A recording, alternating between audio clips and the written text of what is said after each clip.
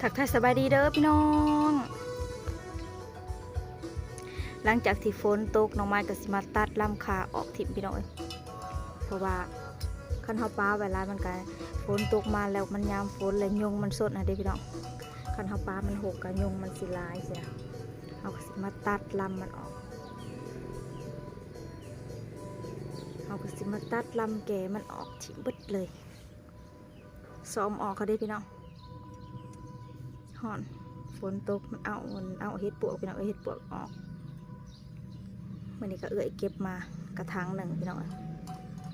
เห็ดปวกปีมีดอกใหญ่ๆกำลังออกพี่น้อง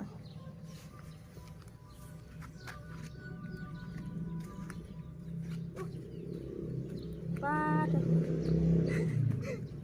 ดินจะล่มนั่นนี่นะมันนักกันมันนักน้องไม้ดินจะล่มมาเนี่ยจะล่มบวบพี่น้องดินจะ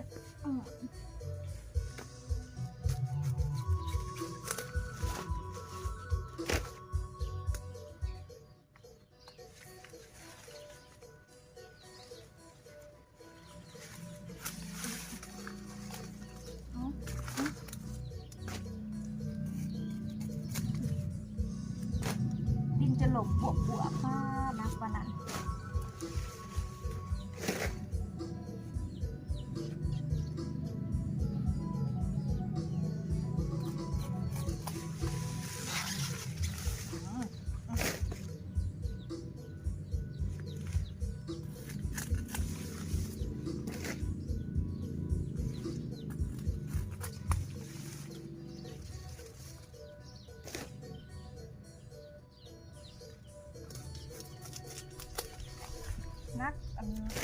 นักนั่ง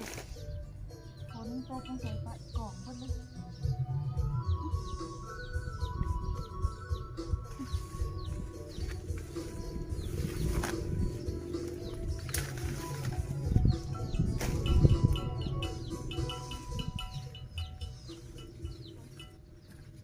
โอ้ลม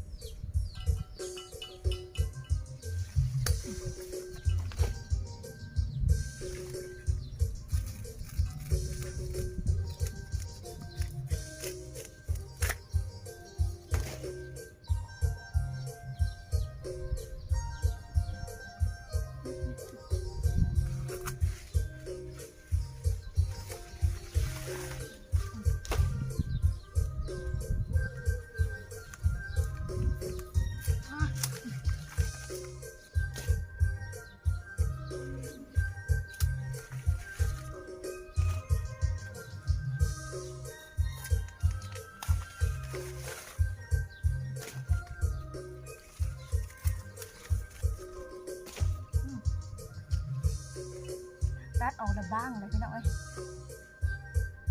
ยุ่งกับสิบสดแบบนี้เขาตัดออกบ้างแบบนี้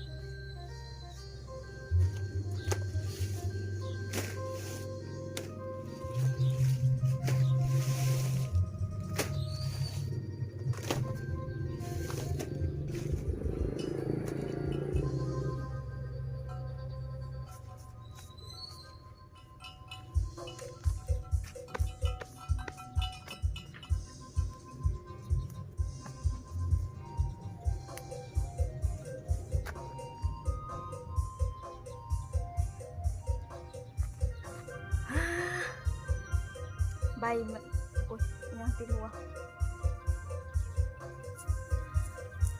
ตัดออกก็สิบางๆพี่น้องเอ้ยเด็กบางแล้วบัดนี้ยังกอตัวน่ะว้ากอตัวน่ะ6หลายพี่น้องเอ้ย6ขาด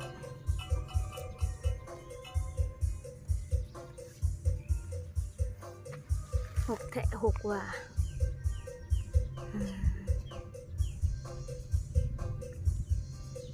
ต้นมะอือกำลังงามเอามาซ้อมลำขาให้มันเป็นฝนตกมายุงมันสิร้ายกันเนาะ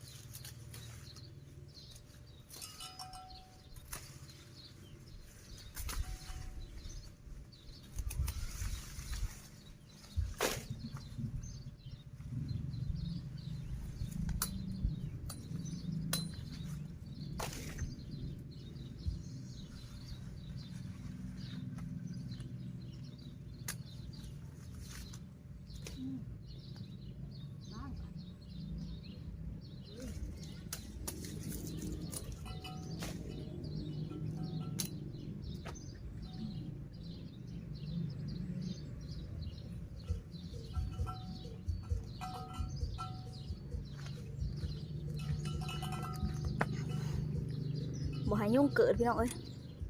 เฮาก็สิตัดออกแต่ว่าใบหัวไชไข่นี่สิบ่ตัดคันเฮาไปตัดแล้วหัวมันสิเหี่ยวพี่น้องหัวมันสิรีบ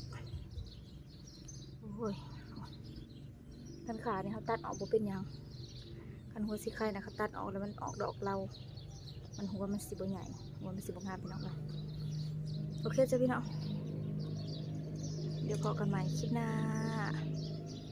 ไปส่องกอใหม่อีกก่อน